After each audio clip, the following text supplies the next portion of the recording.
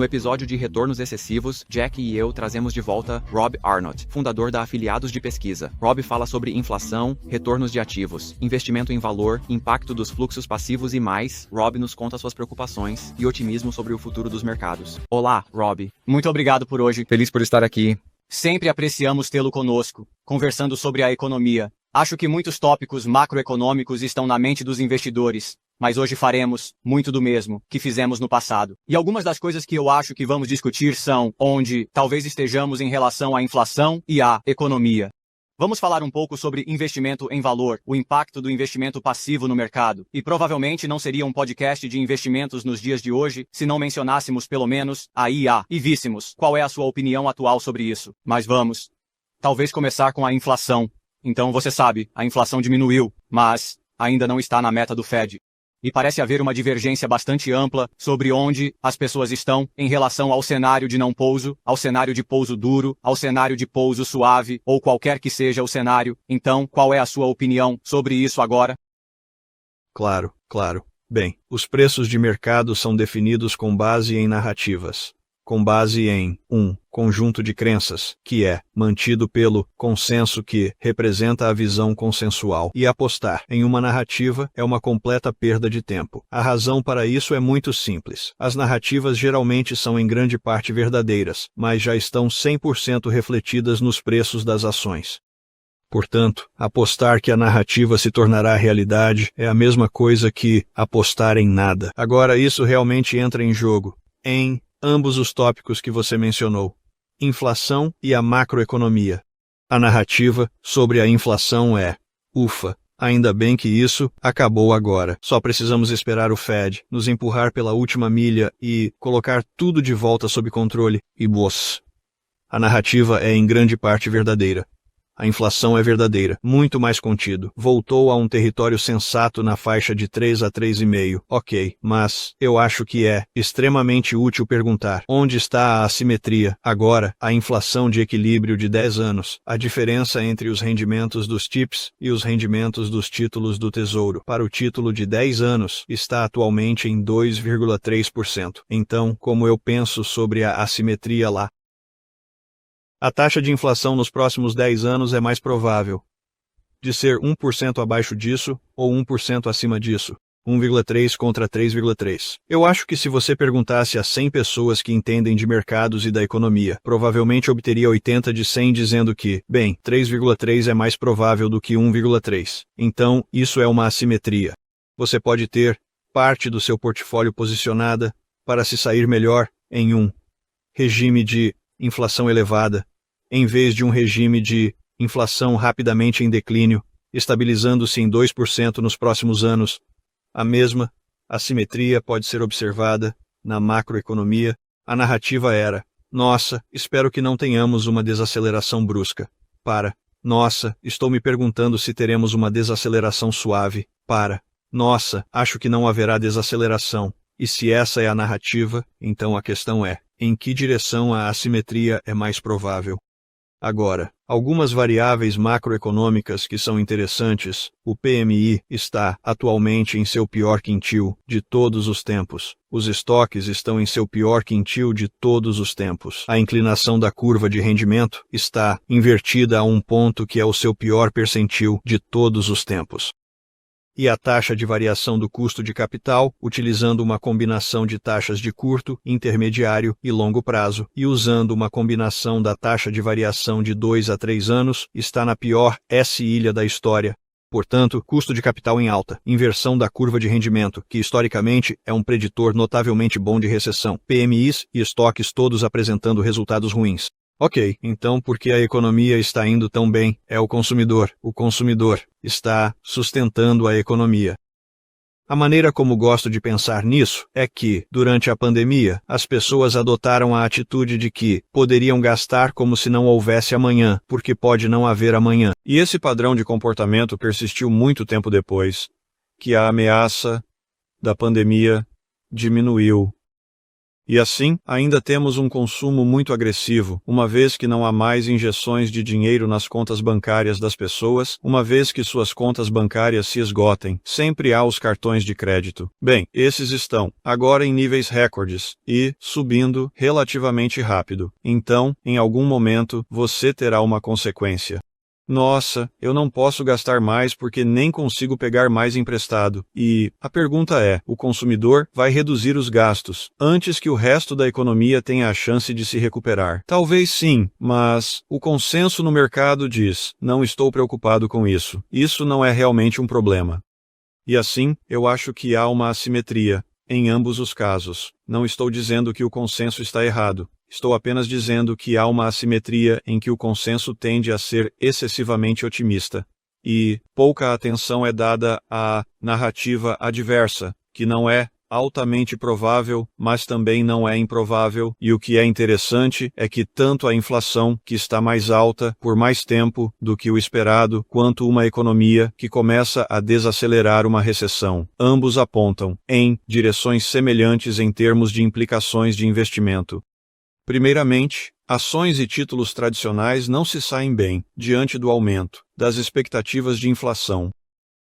Ambos não se saem bem. Em uma recessão, bem, os títulos não se saem bem nas primeiras etapas de uma recessão, e então eles encontram seu fundo muito antes das ações, mas isso sugere uma postura de aversão ao risco, não porque achamos que os riscos econômicos ou de inflação estão drasticamente elevados, mas porque acreditamos que estão mais altos do que o consenso reconhece. Uma última observação sobre a inflação é que fizemos um estudo há 1 ano e 1/4, no qual analisamos as 14 economias desenvolvidas que já estavam desenvolvidas em 1970. Isso exclui países como Singapura e Coreia do Sul, que não eram economias desenvolvidas em 1970. Agora, se você olhar para aqueles países que se desenvolveram nos últimos 50 anos, isso lhe dá 53 anos de dados, sobre 14 países. Os EUAI tiveram 3 episódios de inflação acima de 8% nos últimos 53 anos. Os 14 países tiveram 31 episódios. Você não pode tirar muitas conclusões úteis a partir de 3 episódios. Você pode quando está analisando 31 episódios. E interessante é que, entre esses 31 episódios, 4 recuaram abaixo de 2%, significando que a inflação foi controlada, em um período de 2 anos. 4 de 31. O tempo que levou para a inflação ser controlada variou de 15 meses, como o mais rápido, a 26 anos como o mais lento, com uma mediana de 13 anos. Agora, isso está completamente em desacordo com a expectativa do consenso. Eu acho que essa noção de que o último trecho foi discutida extensivamente pelo Fed, por especialistas e prognosticadores, por estrategistas de Wall Street, eu acho que o último trecho é um eufemismo que substitui transitório. E tem aproximadamente o mesmo significado. A última milha presume que você vai de 3,5 para 3, depois para 2,5 para 2, e então se estabiliza ali. E sim, isso pode acontecer, mas ignora a possibilidade. Aqui está um experimento simples. Se você pegar a inflação de hoje e assumir que a inflação pelo resto do ano é 0 a cada mês, tudo bem, isso levará você a 0,7. Isso é ótimo.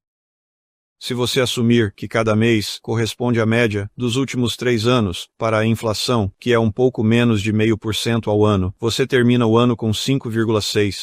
Agora, qual será a reação do mercado se terminarmos o ano em 5,6? Novamente, não estou sugerindo isso como minha expectativa central.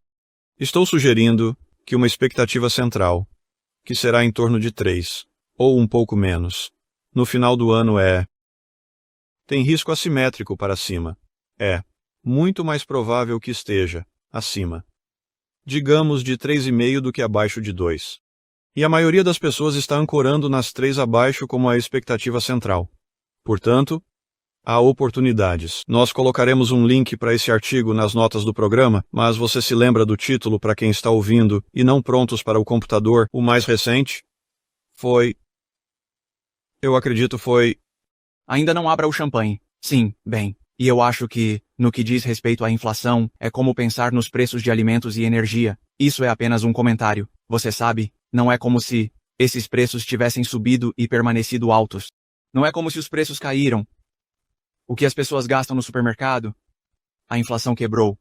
E esse fosse o piso. A inflação está diminuindo, não está revertendo, e na verdade, parou de diminuir desde junho passado. A inflação acumulada em um mês agora é mais alta do que era em junho passado. Realmente, muito interessante. O que você sugere para as pessoas? Estou pensando na carteira de ações e títulos 60-40, sabe? Foi um grande alerta em 2022, quando a 60-40 teve um dos piores anos de sua história. Então, em 2023, ela meio que se recuperou bem. E eu acho que aqueles investidores que estavam buscando diversificar mais, quase como uma boa performance em 2023, acabaram se distraindo de outras classes de ativos que poderiam ser úteis. Então, o que você acha em termos de outras coisas que os investidores deveriam estar considerando aqui? Bem, primeiramente, você fez a pergunta: quais mercados estão incomumente caros, estão precificados para a perfeição? Um exemplo óbvio seria a IA. Mais amplamente, o setor de tecnologia. E então você se pergunta, o que está anormalmente barato? Bem, o mercado de ações do ZEUA está com um índice Shiller PI de 34. Isso significa que o preço está em relação à média de lucros de 10 anos, em vez dos lucros dos últimos 12 meses, ou do preço em relação aos lucros futuros. O preço para o futuro eu vejo como equivalente ao preço para a fantasia, porque os lucros futuros ainda não aconteceram e podem não acontecer. Se você olhar para o preço ao média de lucros suavizados de 10 anos, você está analisando o preço ao lucros sustentáveis. EUA estão a 34 vezes. Ok. Quando esteve mais alto do que isso? Esteve mais ou menos igual a isso. Brevemente. Em 1929.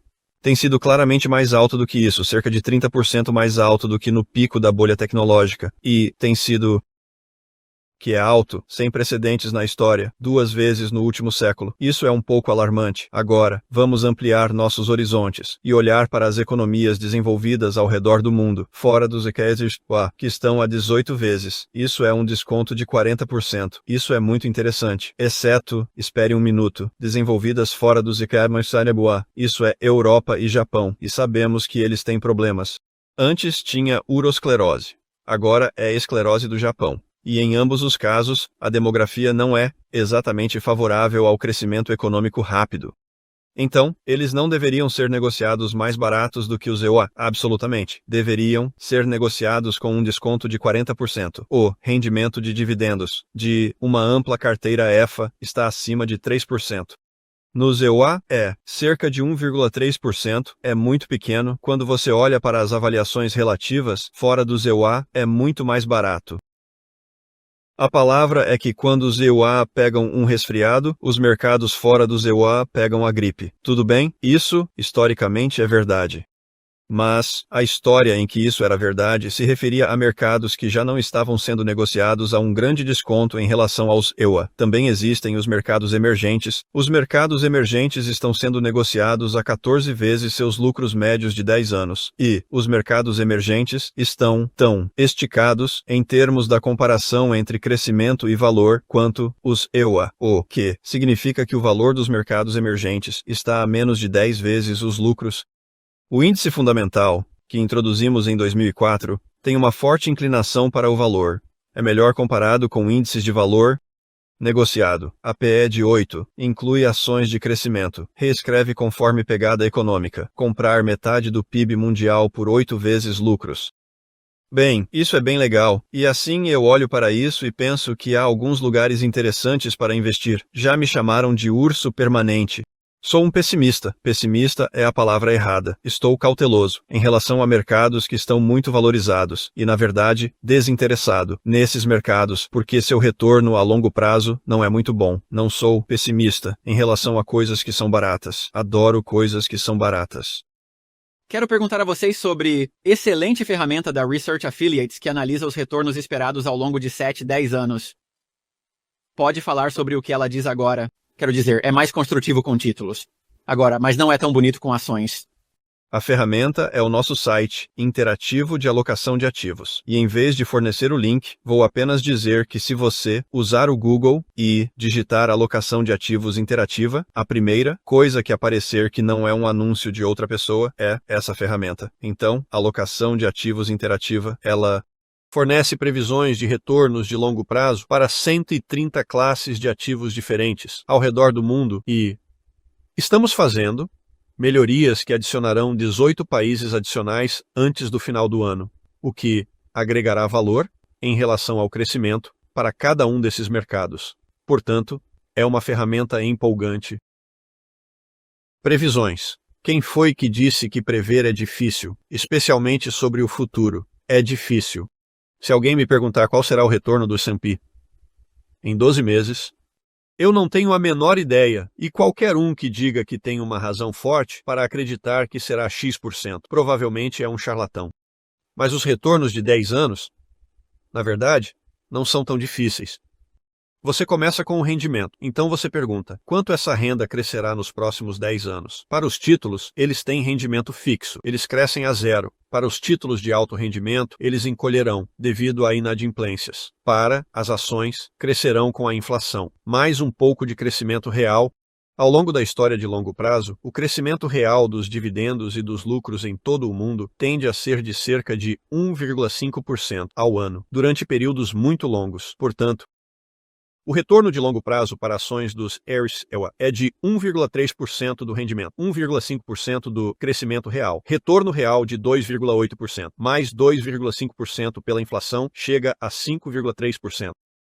Portanto, um retorno de 5,3% em 10 anos parece perfeitamente razoável. Mas há um terceiro componente do retorno. Você tem o rendimento, tem o crescimento e tem as mudanças nos múltiplos de avaliação. Esse índice Shiller PE de 34 é anormalmente alto. A norma histórica é de 18%.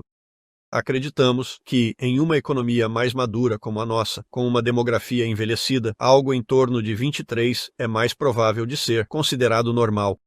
Então, 34 a 23, essa é uma grande diferença. Agora talvez seja um novo normal, e 34 é exatamente onde deveria estar. Ou talvez precise ser ao contrário. Vamos chegar a um meio termo. Vamos fazer isso pela metade. Então você está reduzindo para 28. Isso vai custar cerca de 2% por ano, compostos, ao longo da próxima década. E, isso por sua vez, o levaria para a faixa de 3,5%. De qualquer forma, todas as alocações de ativos interativas atualmente prevêem 4% porque fazem uma leve referência à reavaliação. Eu disse que não sou pessimista quando as coisas estão baratas. A mesma lógica, exatamente a mesma lógica, para o IFA nos dá um retorno de 8,5%. Mercados emergentes, retorno 9,5%, 9,5% ao ano. Nas próximas décadas é uma taxa de retorno maravilhosa. Agora, também há valor. O spread e a avaliação entre crescimento e valor estão anormalmente grandes. Está em seu 10º mais extremo de todos os tempos. Em alguns casos, nos 2 ou 3 percentis mais extremos de todos os tempos. Portanto, apenas retornando aos padrões históricos, onde o spread está alinhado com os padrões históricos, significaria para os IACs que o valor supera o crescimento em algum lugar entre 7.000 e 10.000 pontos base. Espalhe isso ao longo de 10 anos. Isso equivale a 700 a 1.000 pontos base por ano. Corte isso pela metade, porque pode ou não acontecer. Isso lhe dá de 3,5% a 5% ao ano. Agora, se seu ponto de partida é EUA a 3,5% ou 4% e, digamos, 4% para valor, agora você está em 8%. As pessoas ficarão extasiadas com 8%. Não, elas ficarão satisfeitas. Pegue o IFA, 8,5%, adicione 4, tem 12,5%. Mercados emergentes, tem 13,5%. Então valor, fora dos EUA, representa realmente uma oportunidade extraordinária neste momento. Acho que o ciclo de crescimento e valor parece ter estado morto por muito tempo. O valor caiu em 2007,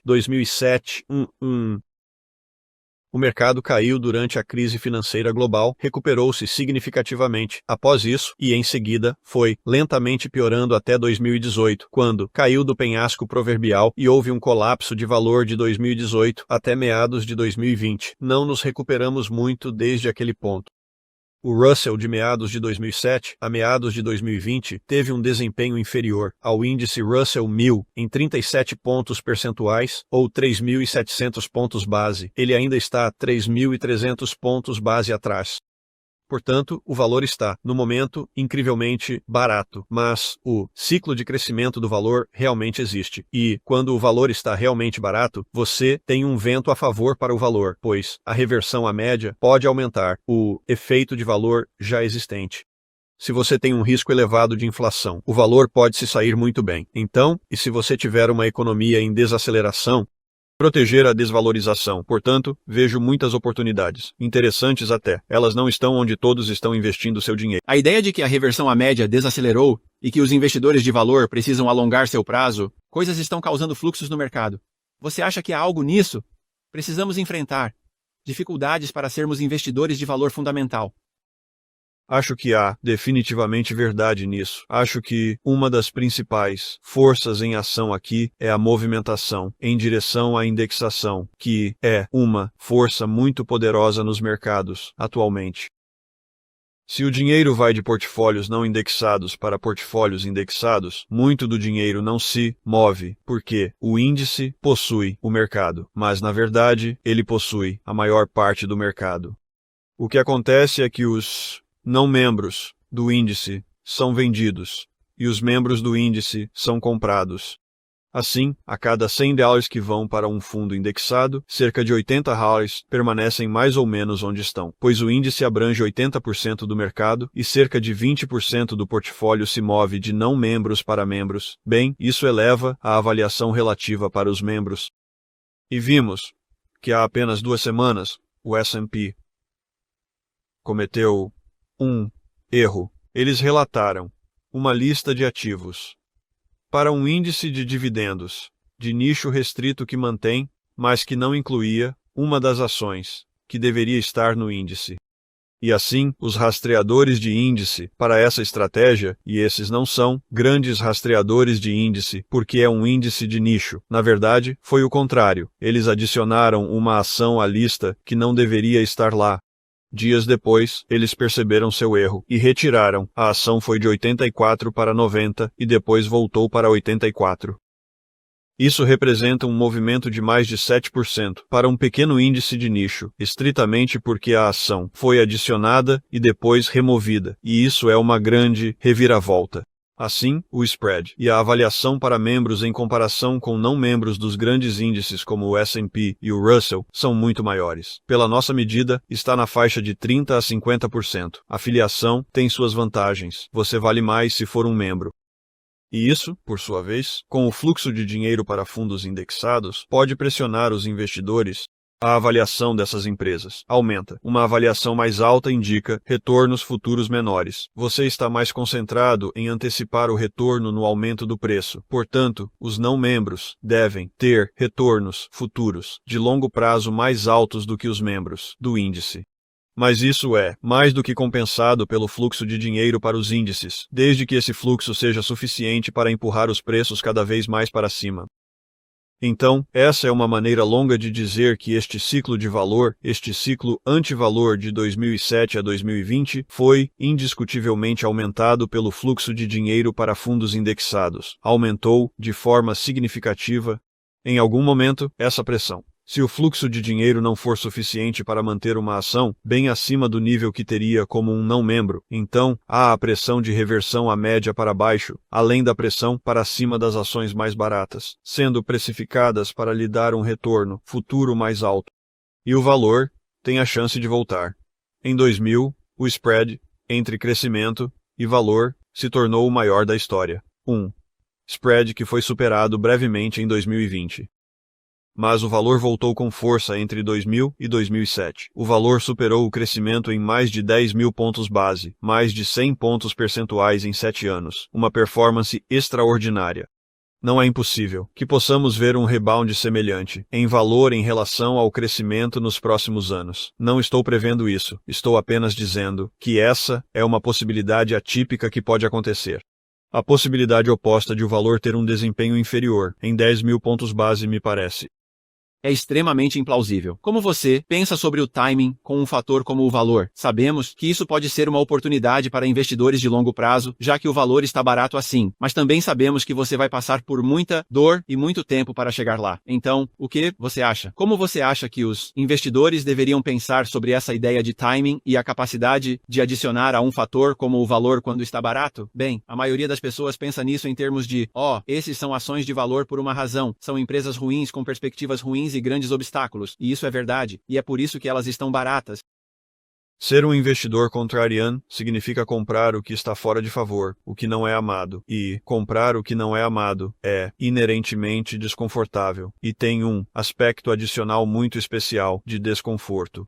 Se você comprar o que está fora de favor e estiver certo, não necessariamente estará certo imediatamente. As chances de você comprar exatamente no fundo são mínimas. O que significa que você vai parecer e se sentir como um idiota até que a virada aconteça. E isso significa que é muito mais desconfortável do que as estratégias de seguir tendências. Se você é um seguidor de tendências e compra o que é amado, todo mundo ama. E se isso vai contra você, você pensa, eu tenho muita companhia. É uma pena que isso esteja indo contra mim. Mas vou usar a linguagem de hoje. Vou me segurar, com todas as minhas forças. Vou persistir. Vou comprar nas quedas. Comprar nas quedas de algo que não é amado, que está fora de moda e que é muito barato. Não é uma coisa confortável de se fazer, mas é a única maneira de garantir que você tenha a máxima exposição no fundo quando isso, eventualmente, mudar. Você também deve saber das armadilhas de valor. Publicamos artigos sobre armadilhas de valor. Armadilhas de valor são coisas que parecem baratas quase de graça. Quero perguntar mais sobre aquele artigo. Eu li aquele artigo e vocês tiveram algumas ideias interessantes sobre essa questão das armadilhas de valor. É o santo graal do investimento em valor. Você sabe, evitar armadilhas de valor garantiria ótimo retorno. Na prática, é mais difícil na prática. Como evitar ou limitar armadilhas de valor? Bem, na verdade, trabalhamos com a PINCO em uma área de produtos chamada RAI, Research Affiliates Equity, e a RAI é a mesma base que o índice fundamental, ou seja, você pondera as ações de acordo com o tamanho do negócio, e não com a popularidade, o carinho ou o preço que elas têm. Ações de crescimento, possuí-las na RAI, você vai dizer, estou reavaliando conforme a pegada econômica. As ações de valor, reponderar sua pegada econômica, pois estão a prêmio. Assim, constrói inclinação para valor ao despriorizar crescimento e enfatizar valor. Agora, o ponto fraco, um índice fundamental, é uma estratégia maravilhosa, tem funcionado brilhantemente desde que a lançamos há 20 anos, medido corretamente, em comparação, digamos, com um alfa ajustado por risco e estilo Fama French. Tem sido implacável. Medido em relação a índices de valor ponderados por capitalização, tem sido implacável. Mas, compra toda a armadilha de valor que aparece, e continuará comprando até chegar a zero. Então, ao trabalhar na estratégia RAI, pensamos, realmente queremos possuir as armadilhas de valor? Bem, o que você pode fazer? As armadilhas de valor têm dois denominadores comuns. As medidas de qualidade são ruins ou estão em queda livre. Queda livre, você pode medir usando métricas simples de momentum, qualidade, você pode medir usando coisas como índices de dívida sobre patrimônio e métricas da agressividade das provisões contábeis, esse tipo de coisa. Se você filtrar, digamos, os 20% das ações que têm o pior desempenho em momentum e que têm o pior desempenho em qualidade, eu diria, brincando, que você vai perder 30 a cada 10 armadilhas de valor. Você perderá empresas extremamente baratas, que, posteriormente, se recuperam muito, e você também perderá a armadilha de valor. Um dos fatos interessantes é que essa estratégia está ativa desde o final de 2004, portanto, está se aproximando de seu 20º aniversário. Em toda essa história, possuiu mais de 1.000 empresas americanas, não todas de uma vez, é claro, e ao longo de toda essa história, não teve nenhuma que falisse. Bem, ter uma estratégia de valor profundo, que nunca teve uma falência, é algo bem legal. Então, sim, você pode eliminar as armadilhas de valor, você também eliminará um grande número de ações baratas. Assim, descobrimos que essa estratégia proporciona uma experiência mais confortável em todos os lugares, pois você não terá essas embaraçosas armadilhas de valor no portfólio, mas, historicamente, agrega valor nos mercados menos eficientes. Nos mercados mais eficientes, como os grandes dos Exxerewa e internacionais, não melhora os retornos, mas torna a jornada mais confortável. Nos mercados menos eficientes, como ações pequenas e mercados emergentes, isso também agrega valor. Ele se sai melhor do que o índice fundamental. Existem ideias sobre lidar com armadilhas de valor. Imagino. Você sabe que provavelmente há quedas muito menores, e a razão pela qual isso é importante é porque, para os investidores, muitas das más decisões ocorrem quando as estratégias ou os mercados não estão em territórios de mercado em baixa. E eu acho que controlar essas quedas pode ser importante para que os investidores realmente realizem os retornos de uma estratégia como esta. Agora, uma nota de cautela sobre quedas. A maior queda nos últimos 25 anos foi a crise financeira global, e isso foi mais severo para investimentos em valor do que para investimentos em crescimento. Mais severo porque a alavancagem financeira das empresas de valor era maior, e assim, o impacto da crise financeira sobre o valor foi pior do que sobre o crescimento. O colapso causado pela Covid foi mais difícil para os investimentos em valor do que para os de crescimento. Assim, a magnitude das quedas não é necessariamente pequena. As quedas em relação aos índices de mercado, ou, mais especificamente, aos índices de valor ponderados por capitalização, tendem a ser modestas em relação aos ganhos de longo prazo. Quero mudar de assunto e falar sobre o que é provavelmente a coisa mais distante possível de valor, que são as bolhas. E a IA. Você fez muito trabalho ao longo de sua carreira sobre bolhas, sobre como elas funcionam e o que as compõe. E temos muitas pessoas falando agora sobre a IA sendo uma bolha. Estou me perguntando se você aplica os critérios que usou. IA é uma bolha. Claro, Brad Cornell, anteriormente da UCLA e Caltech, trabalhando com Aswath Damodaran, cunhou a expressão grande ilusão de mercado. Agora, a grande ilusão de mercado é um tipo especial de bolha. É uma bolha macro, que está em uma indústria particular que é nova. Então, a grande ilusão de mercado, a internet no final dos anos 90. Os veículos elétricos em 2020 e 2021. A IA hoje. O que é uma grande ilusão de mercado? Como eu disse no início, os preços são definidos com base em narrativas. A narrativa da bolha das .com era que a internet ia mudar tudo. Isso mudará a forma como você compra e vende bens e serviços. Mudará a forma como você se comunica, como transmite informações ao redor do mundo, como interage socialmente, como recebe suas notícias, como faz sua pesquisa. Isso vai mudar tudo. É verdade, mudou.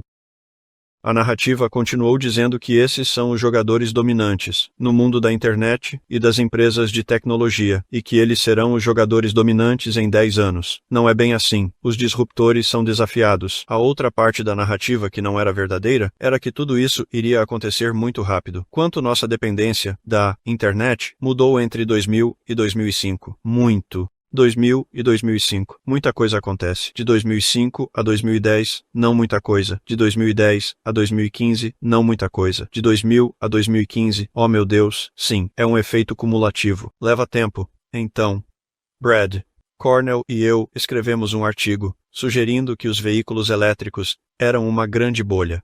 Desculpe, uma grande ilusão de mercado. No início de 2021.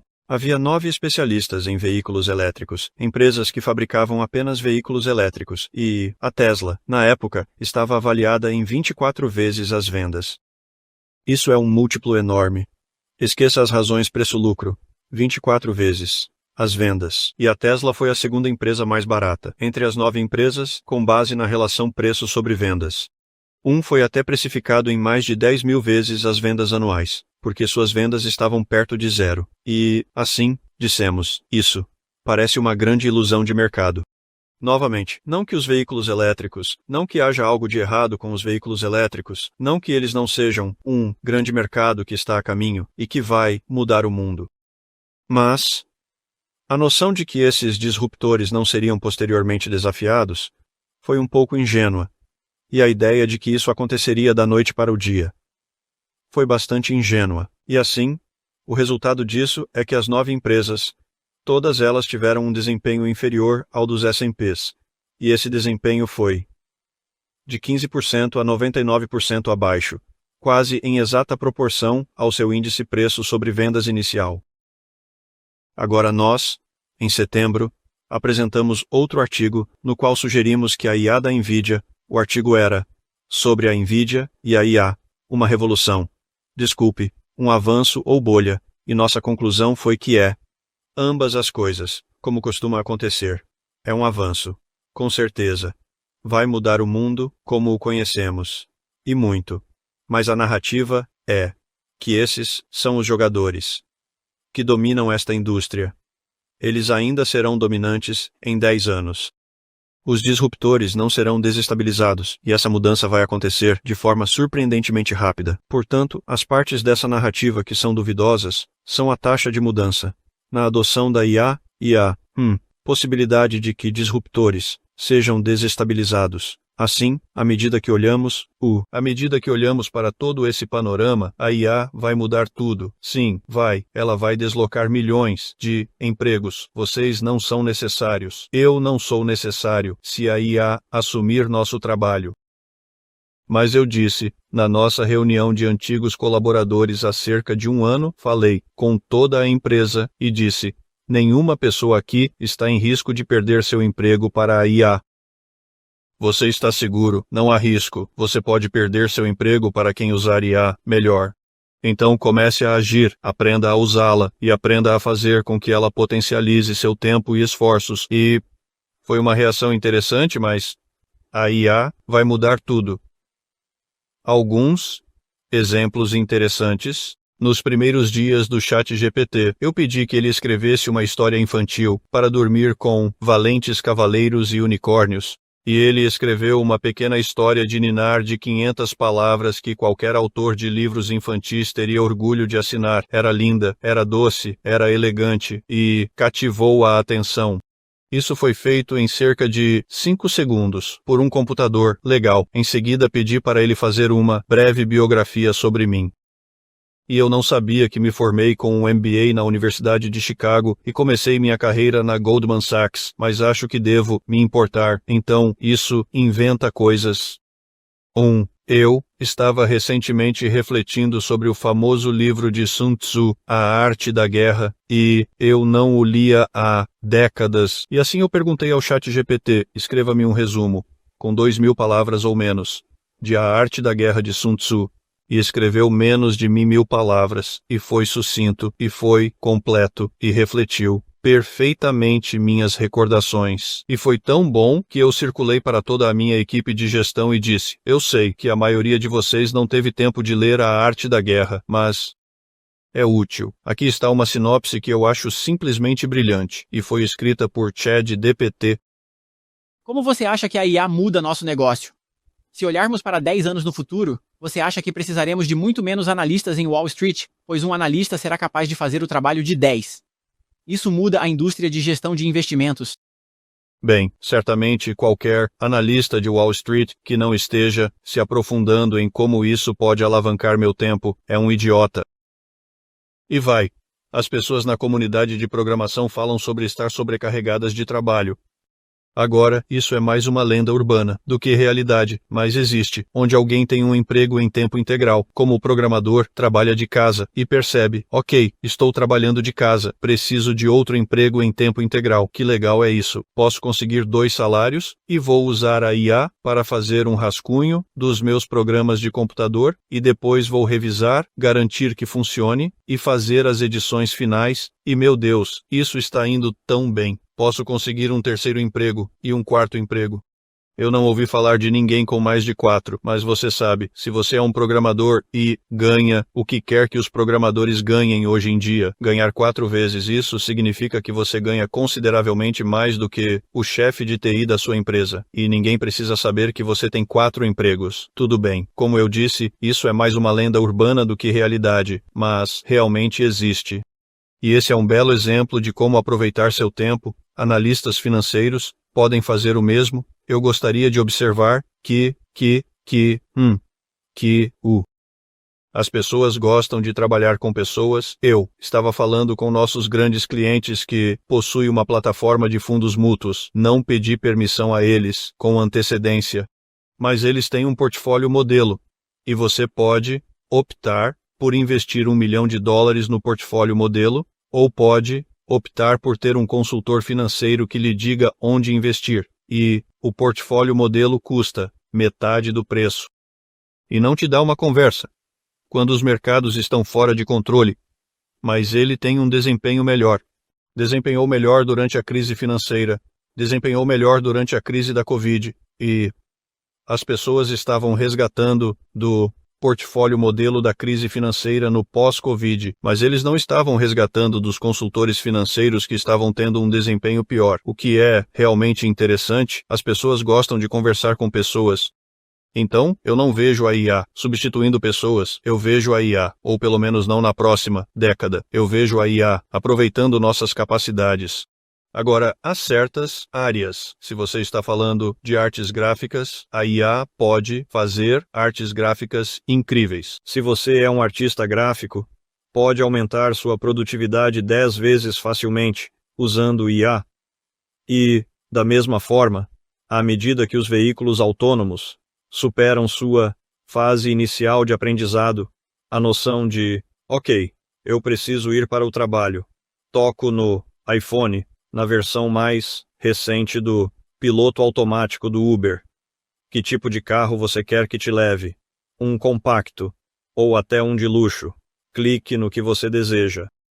Ele chega em 2 minutos, era você que trabalhava. Eventualmente, as pessoas são banidas das estradas porque são muito perigosas. E quando isso acontece, você nem precisa de semáforos. Os carros podem passar um pelo outro a toda velocidade, através de interseções. E esqueça o limite de velocidade de 55. Essas coisas serão perfeitamente seguras a 90.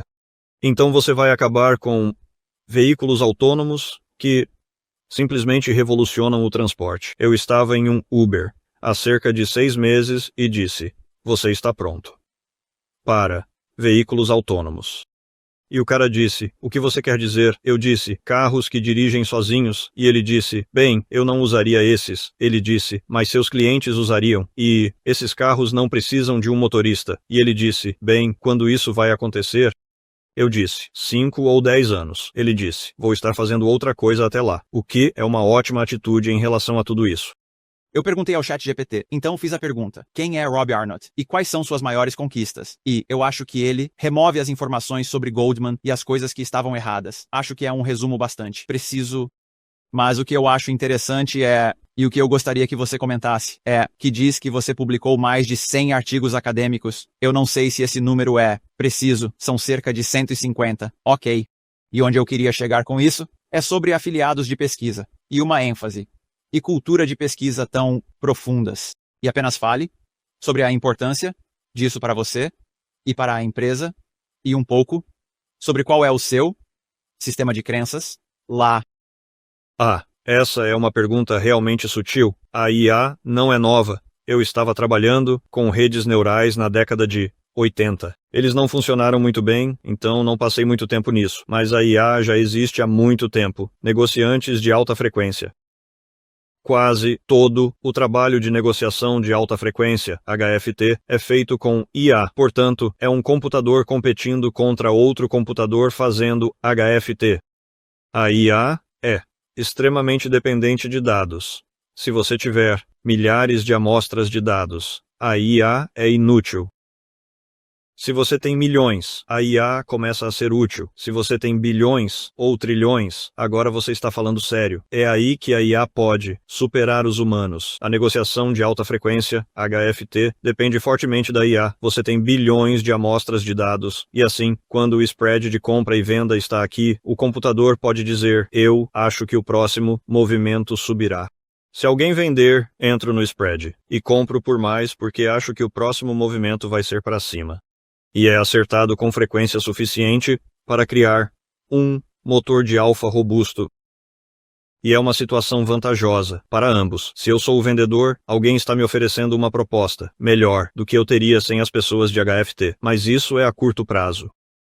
A longo prazo, há amostras demais.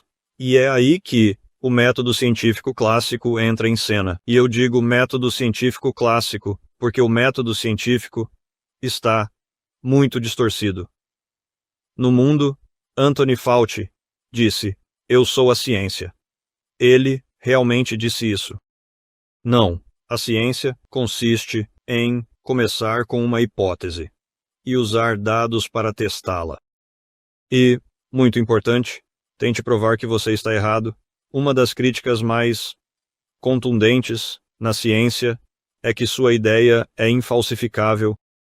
Você não pode provar que está errado. Se você não pode provar que está errado, é uma hipótese inútil. Portanto, quando se trata de investimentos de longo prazo, ao longo de meses, anos, décadas, é aí que você tem amostras de dados insuficientes e começar a pensar sobre como o mundo deveria funcionar. Começa a entrar em jogo. Você pode fazer a pergunta: o valor deve prevalecer. Bem, você está comprando empresas fora de moda que não são amadas. Qualquer noção de prêmio de risco deve lhe proporcionar uma recompensa por isso. A recompensa será positiva em termos financeiros e negativa em termos de conforto. E assim, surge a questão da relevância. A diferença de valor entre crescimento e valor é anormalmente grande. Se for, então, faz sentido que uma reversão imunológica possa te ajudar. E então você usa dados empíricos para testar: minha hipótese está correta, e posso encontrar falhas nisso, ou posso refutar minha própria hipótese. Essa não é a maneira como muitas pessoas da comunidade charlatã trabalham. Muita gente charlatães analisa e pergunta: que relações posso encontrar nos dados, com bilhões ou trilhões de amostras, e fazendo negociações de alta frequência. Tudo bem. Esse é o uso correto dos dados. Se você tem bilhões de amostras, se você está lidando com fatores, como o investimento em fatores, onde normalmente você tem milhares de amostras de dados, então esse é o uso errado da ciência. Você deve começar com a hipótese e testá-la. Não basta minerar os dados e, ao que aparecer, dizer: isso funcionou historicamente, portanto, funcionará no futuro. Essa circularidade tem sido mortal para a comunidade quantitativa. Portanto, para encerrar, já que você esteve conosco, você não pode responder às nossas perguntas padrão de encerramento. Então, queremos que você nos diga o que mais te preocupa sobre o futuro, mas também, por outro lado, o que te deixa mais otimista? Primeiramente, eu costumo não me preocupar muito. Me forcei a nomear o que mais me preocupa. É a ameaça existencial da humanidade fazendo algo realmente estúpido que desvia a humanidade. É possível, mas por que perder tempo pensando nisso? Porque, se acontecer, acontecerá. Se isso não acontecer, você perdeu seu tempo pensando sobre isso. Foi um desperdício de pensamento. Portanto, as ameaças existenciais seriam minha maior preocupação, mas não me preocupo com isso, pois não importa. Há tantas boas notícias no mundo, o mundo está se tornando um lugar cada vez melhor, lentamente, gradualmente, mas rápido o suficiente para que isso se manifeste entre as gerações. Vivemos mais do que nunca, vivemos de forma mais saudável do que nunca. A mortalidade infantil é a mais baixa que já foi na história. O risco de morrer violentamente é muito menor do que era há 100 anos. E era o melhor que já havia sido. E agora, é uma ordem de magnitude menor. Isso é legal, e é em todo o mundo. Então, enquanto a humanidade não fizer algo incrivelmente estúpido, tenho um enorme otimismo de que a curiosidade intelectual da humanidade e a disposição de pensar fora da caixa. A maioria das pessoas não pensa fora da caixa, mas o suficiente faz isso para avançar as coisas, e isso é divertido. Há um livro maravilhoso chamado 10 Tendências Globais, que toda pessoa inteligente deveria conhecer. É um título meio fofo, mas ele aborda tendência após tendência no mundo, e quase todas as notícias são boas. Estamos preocupados com o desmatamento. Não, é verdade. Hoje há mais área de floresta do que havia há 20 anos, que é mais do que havia há 50 anos, que é mais do que havia há 100 anos. A urbanização está permitindo que as florestas cresçam. Então, há todo tipo de coisas maravilhosas acontecendo. Se você tiver paciência, infelizmente, os políticos ganham votos, e a mídia ganha atenção promovendo medo e raiva, em vez de dedicar tempo às boas notícias, que são abundantes. Coisa boa, eu só preciso perguntar antes de deixá-lo ir. O que é aquela pintura legal, atrás de você? Isso é uma litografia de Warhol, da sua série Espécies Ameaçadas. Aí está. Muito legal. Muito bacana. Então sim, É uma peça legal. Eu adoro. Legal. Bem, muito obrigado, Rob. Nós realmente apreciamos. Tudo bem? Cuide-se. Aqui é o Justin novamente. Muito obrigado por sintonizar neste episódio de Excess Returns.